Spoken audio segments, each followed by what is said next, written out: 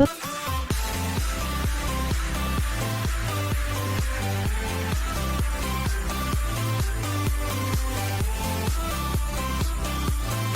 அஸ்ஸலாமுஅலைக்கும் and welcome to Ramnath கைமணம். எல்லோரும் எப்படி இருக்கீங்க? எல்லோரும் ஹெல்த்தியாக ஹாப்பியாக சேஃபாக இருப்பீங்கன்னு விஷ் பண்ணிக்கிறேன். இன்றைக்கி நம்ம ஒரு வித்தியாசமான ரெசிபி பார்க்க போகிறோம். அதுவும் ஒரு ரேரான இன்க்ரீடியன்ட் வச்சு. இதுதான் இந்த இன்க்ரீடியன்ட். இது வந்து ட்ரைட் லவெண்டர். இதை யூஸ் பண்ணி தான் இன்றைக்கி நம்ம ஒரு சூப்பரான கேக் செய்ய போகிறோம். இது வந்து ட்ரைட் லவெண்டர் டீ. ஸோ அதில் வந்து கொஞ்சம் அந்த ட்ரைட் லீவ்ஸ் கூட இருக்கும். நம்ம வந்து பேக்கிங்க்கு யூஸ் பண்ணுறதுனா அந்த லீவெல்லாம் ரிமூவ் பண்ணிக்கலாம். இது வந்து ஈஸியாகவே ஆன்லைன்லலாம் கிடைக்கும். நான் வந்து கொஞ்சம் ஆன்லைன் வாங்குறதுக்கான வெப்சைட் லிங்க்கும் ஷேர் பண்ணுறேன் இந்த டிஸ்கிரிப்ஷனில். யாருக்கும் தேவைப்பட்டதுன்னா நீங்கள் யூஸ் பண்ணிக்கலாம். நம்ம இன்றைக்கி செய்ய போகிற கேக்கோட பேர் வந்து லவெண்டர் லெமன் கேக். இந்த கேக்கோட ஃப்ளேவர் மட்டும் இல்லை, இதோட வாசமும் ரொம்ப அமேசிங்காக யூனிக்காக இருக்கும். இன்றைக்கி வீடியோவை ஸ்கிப் பண்ணாமல் ஃபுல்லாக பாருங்கள். ஸோ இன்றைக்கி வந்து கேக் மட்டும் இல்லை, லவெண்டர் யூஸ் பண்ணி வேறு என்னெல்லாம் நம்ம செய்யலான்றதையும் இந்த வீடியோட எண்டில் காட்டுறேன். இப்போ வந்து நம்ம கேக் செய்கிறத பார்த்துடலாம். இந்த கேக்குக்கு வந்து நம்ம லெமன் ஜெஸ்ட் யூஸ் பண்ணணும். லெமன் ஜெஸ்ட் வந்து ஜஸ்ட் 1 டீஸ்பூன் தான் யூஸ் பண்ணுவோம். அதனால் ஒரு லெமன் வந்து துருவி எடுத்துக்கலாம். அந்த மேலே உள்ள எல்லோ பகுதி மட்டும் துருவினா போதும். அந்த ஒயிட்டான பகுதி வரைக்கும் துருவ வேணாம், அது வந்து கொஞ்சம் கசப்பாக இருக்கும். கேக்கோட ஃபுல் இன்க்ரீடியன்ட் வந்து டீட்டெயிலாக நான் டிஸ்கிரிப்ஷனில் தரேன், தேவைப்படுறவங்க அதை செக் பண்ணிக்கோங்க. இப்போ வந்து இந்த கேக்குக்கு 1 கப் சுகர் யூஸ் பண்ணணும். ஸோ நம்ம 1 கப் சுகரை வந்து நம்ம தேவைப்படுற அளவு லவெண்டர், அதாவது 1 டேபிள் ஸ்பூன், அது கூட வந்து பிளெண்ட் பண்ணிக்கலாம். ஸோ வந்து லவெண்டர் வந்து அந்த ஃப்ளவர் முழுசாக இருக்காது, கேக் சாப்பிட்றப்ப அன்ஈஸியாக இருக்காது, ஃப்ளேவரும் வந்து இன்னும் சூப்பராகவே இருக்கும். அப்படி நீங்கள் ஃபர்ஸ்ட் டைம் இந்த கேக் செய்ய போகிறீங்கன்னா, உங்களுக்கு ஒரு இதாக இருந்ததுன்னா, டேஸ்ட் உங்களுக்கு பிடிக்குமா இல்லையான்னு தெரியாதுன்னா, நீங்கள் வந்து ஃபர்ஸ்ட் டைமுக்கு வந்து ஒரு 1/2 டேபிள் ஸ்பூன் லவெண்டர் மட்டும் யூஸ் பண்ணிக்கலாம். சுகர் அண்ட் லவெண்டர் வந்து நல்லா நைஸாக அரைக்கணும்னு இல்லை, ஜஸ்ட் கொஞ்சம் பல்ஸ் பண்ணிக்கிட்டாவே போதும். அதை வந்து பல்ஸ் பண்ணி எடுத்து வச்சுட்டு நம்ம வந்து ட்ரை இன்க்ரீடியன்ட்ஸ் வந்து இப்போ ரெடி பண்ணி வச்சிடலாம். நம்மளோட ட்ரை இன்க்ரீடியன்ட்ஸ் வந்து 1.5 கப்பு மாவு, அப்புறம் வந்து ஒரு 1/4 டீஸ்பூன் பேக்கிங் பவுடர், ஒரு 1/4 டீஸ்பூனுக்கும் கொஞ்சம் குறைவாக சோடா மாவு, அப்புறம் வந்து ஒரு 1/4 டீஸ்பூன் உப்பு. இது எல்லாத்தையும் நம்ம சேர்த்து நல்லா கிண்டி எடுத்து வச்சிடலாம் ஓரமாக. நான் வந்து இந்த கேக் வந்து டபுள் சைஸில் செய்கிறேன். ஸோ நான் செய்கிற சைஸ்க்கு தக்கன இன்க்ரீடியன்ட்ஸ் எடுத்துக்கிட்டேன். நான் கொடுக்குற இன்க்ரீடியன்ட்ஸ் வந்து நீங்கள் எவ்வளோ பெருசாக கேக் செய்யணுமோ அந்த டைமுக்கு நீங்கள் டைம்ஸ் பண்ணிக்கலாம். அப்புறம் வந்து கப் அளவு நம்ம எடுக்கிறது வந்து ரொம்ப ஈஸி தான். நம்ம வந்து நார்மலான ஸ்டாண்டர்டாக வீட்டில் இருக்கிற என்ன கப் வேணாலும் யூஸ் பண்ணலாம். அப்படி நம்மக்கிட்ட அளவு கப் இல்லைன்னா அந்த மாதிரி நம்ம கப் எடுத்துக்கிட்டோன்னா, எந்த கப் யூஸ் பண்ணுறோமோ மாவு எடுக்க அதுலேயே நம்ம எல்லா இன்க்ரீடியன்ட்ஸும் எடுத்துக்கணும். அண்ட் நம்ம முட்டை யூஸ் பண்ணுறதுக்கு வந்து நம்மளுக்கு கப் அளவு தெரியாதுல்ல. ஸோ நம்ம வந்து ரொம்ப பெரிய கப் யூஸ் பண்ணக்கூடாது. ஒரு மீடியம் ஸ்டாண்டர்டான கப் வந்து நம்ம எடுத்துக்கிட்டால் நல்லது. யூஸ்வலாக வந்து 200லேருந்து 250 கிராம் மில்லி லிட்டர் அளவு உள்ள கப் வந்து பர்ஃபெக்டாக இருக்கும். அப்படியே பேனையும் க்ரீஸ் பண்ணி வச்சுட்டேன். அண்ட் அவனை வந்து ப்ரீஹீட் பண்ணிட்டேன் 160ல். இப்போ வந்து நம்ம பட்டர் அண்ட் சுகரை க்ரீம் பண்ணிடலாம். பட்டர் வந்து எப்போவுமே கொஞ்சம் இந்த அளவுக்கு சாஃப்டாக இருக்கணும், அப்போ தான் நம்மளுக்கு ஈஸியாக இருக்கும். நம்ம வந்து ஹேண்ட் வீஸ் கூட யூஸ் பண்ணலாம். இதுக்கு ஹேண்ட் வீஸ் யூஸ் பண்ணால் நல்லா சாஃப்டாக இருந்ததுன்னா ரொம்ப ஈஸியாக இருக்கும். நம்ம வந்து பட்டரையும் அப்புறம் நம்ம லவெண்டர் அண்ட் சுகர் அரைச்சி வச்சுருந்தோம்ல, அதையும் ஆட் பண்ணி நல்லா க்ரீம் பண்ணிக்க போகிறோம். இது வந்து க்ரீம் பண்ணுறது ரொம்ப இம்பார்ட்டன்ட். நல்லா கலர் சேஞ்ச் ஆகிற வரைக்கும் க்ரீம் பண்ணணும், அதை நல்லா அடிச்சுக்கணும். அதுக்கு வந்து நான் வந்து ஒரு அரவுண்ட் 7 மினிட்ஸ் ஆச்சு எனக்கு நல்லா கலர் சேஞ்ச் ஆகி ஒயிட் ஆகிறதுக்கு. நம்ம செய்கிற கேக் வந்து நல்லா சாஃப்டாக இருக்கிறதுக்கு இது ஒரு இம்பார்ட்டண்ட்டான விஷயம். இதை வந்து எப்பவும் கவனமாக நம்ம பார்த்துக்கணும். கேக் செய்கிறப்ப பட்டர் வந்து ரொம்ப ஹார்டாக ரொம்ப கோல்டாக இருந்தாலுமே, இல்லைன்னா ரொம்ப சாஃப்டாகி கரைஞ்சி போகிற அளவில் இருந்தாலுமே கேக் வந்து நல்லா கரெக்டான பதத்தில் நம்மளுக்கு கிடைக்காது. மீடியமாக கொஞ்சம் சாஃப்டாகவும் இருந்துச்சுன்னா பர்ஃபெக்டாக வரும். அண்ட் க்ரீம் பண்ணும்போது நல்லா க்ரீம் பண்ணிக்கோங்க. பட்டர் அண்ட் சுகர் மட்டும் ஃபர்ஸ்ட்டு நல்லா க்ரீம் பண்ணிக்கோங்க. அப்புறமா எக்கு வந்து நம்ம ஆட் பண்ண ஸ்டார்ட் பண்ணலாம். இப்படி பீட் பண்ணுறப்ப ஓரத்தில் உள்ளது வந்து நல்லா வந்து பீட் ஆகாது. ஸோ நம்ம வந்து அது எல்லாத்தையும் ஸ்டாப் பண்ணிவிட்டு ஸ்க்ராப் பண்ணி விட்டுக்கலாம். அப்புறம் வந்து திரும்ப கண்டினியூ பண்ணலாம். அப்படின்னா நம்மளோட இன்க்ரீடியன்ட் எல்லாமே நல்லா ஈவனாக பீட் பண்ணி நல்லா க்ரீம் ஆகிரும்.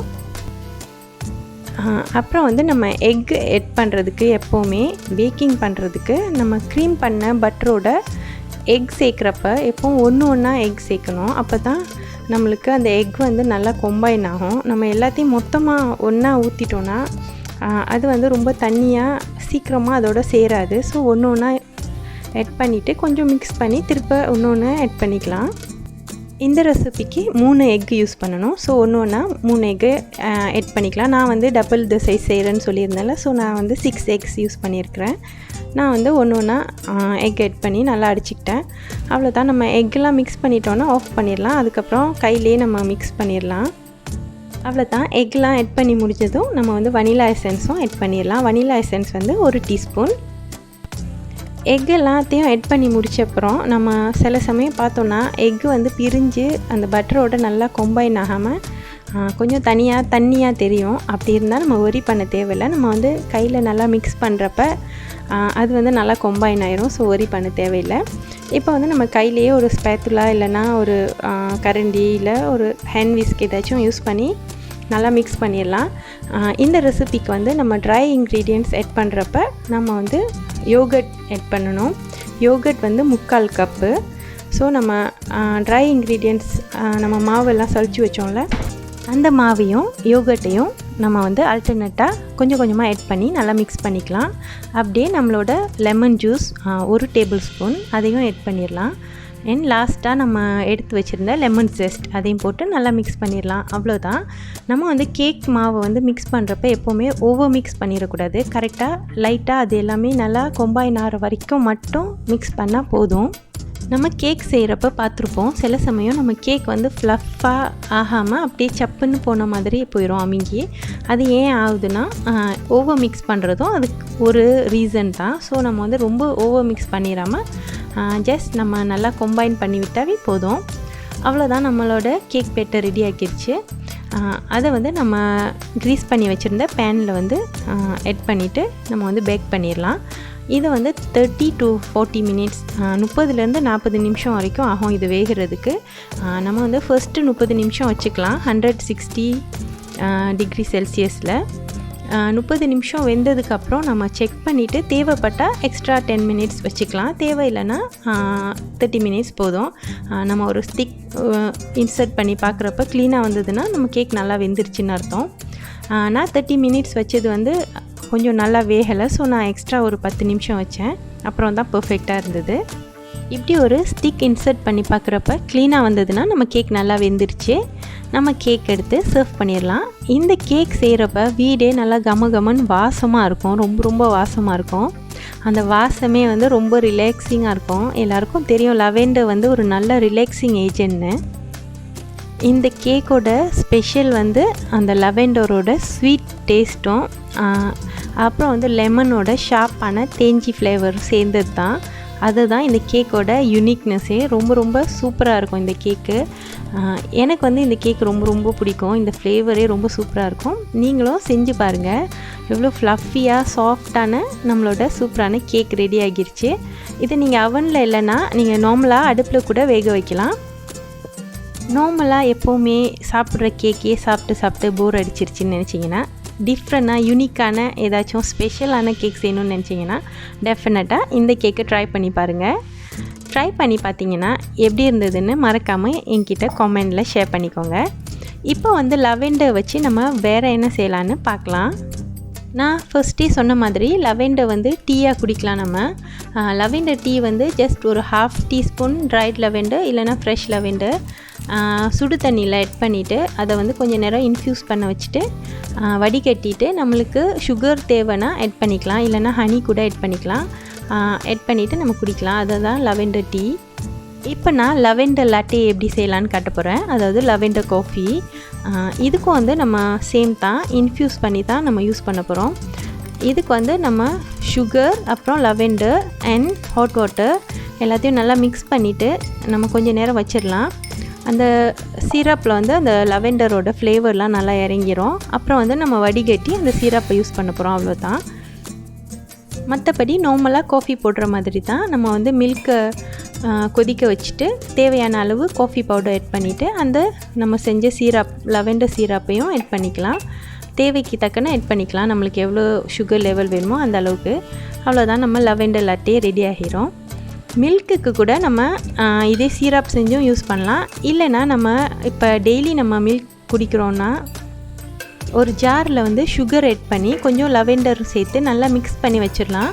ஸோ அந்த சுகர்லேயே அந்த லெவெண்டர் ஃப்ளேவர் வந்து நல்லா இன்ஃப்யூஸ் ஆகியிருக்கும். அந்த சுகரை வந்து நம்ம ட்ரிங்க்ஸ்க்கெலாம் யூஸ் பண்ணலாம். நைட்டுக்கு வந்து பால் குடிக்கிற பழக்கம் இருந்ததுன்னா பாலில் வந்து அந்த சுகரை நம்ம ஆட் பண்ணி குடித்தோன்னா நல்லா தூக்கம் கிடைக்கும், ரிலாக்ஸிங்காக இருக்கும். இப்படி கூட நீங்கள் ட்ரை பண்ணி பார்க்கலாம். அவ்வளோதான், நம்ம வந்து வீடியோட எண்டுக்கு வந்துட்டோம். ஒரு சின்ன ரிமைண்டர் சொல்லலான்னு நினைக்கிறேன். நம்ம எந்த ஒரு புது விஷயமுமே சாப்பிட்றதா இருந்தாலும் சரி, நம்ம ஸ்கின்க்கு யூஸ் பண்ணுறதா இருந்தாலுமே சரி, நம்மளுக்கு சில சமயம் சில விஷயங்களுக்கு நம்ம பாடிக்கு வந்து அலர்ஜிக்காக இருக்கலாம். ஸோ நம்மளுக்கு தெரியாத ஒரு புது விஷயம் நம்ம யூஸ் பண்ண போகிறோன்னா அது வந்து எப்போவுமே கொஞ்சமாக சின்ன அளவில் நம்ம ஃபர்ஸ்ட் டைம் யூஸ் பண்ணி பார்த்துட்டு அப்புறமா அதை யூஸ் பண்ணுறது ரொம்ப ரொம்ப நல்லது. இது வந்து ஒரு சின்ன ரிமைண்டர் தான். இன்றைக்கி வீடியோ உங்கள் எல்லாருக்கும் பிடிச்சிருக்குன்னு நம்புகிறேன். பிடிச்சிருந்ததுன்னா கண்டிப்பாக உங்கள் ஃப்ரெண்ட்ஸ் அண்ட் ஃபேமிலி கூட ஷேர் பண்ணிக்கோங்க. நம்ம சேனலை சப்ஸ்கிரைப் பண்ணலைன்னா சப்ஸ்கிரைப் பண்ணிக்கோங்க. அடுத்த வீடியோவில் சந்திக்கிற வரைக்கும் பாய், டேக் கேர் அண்ட் அஸ்ஸலாமு அலைக்கும்.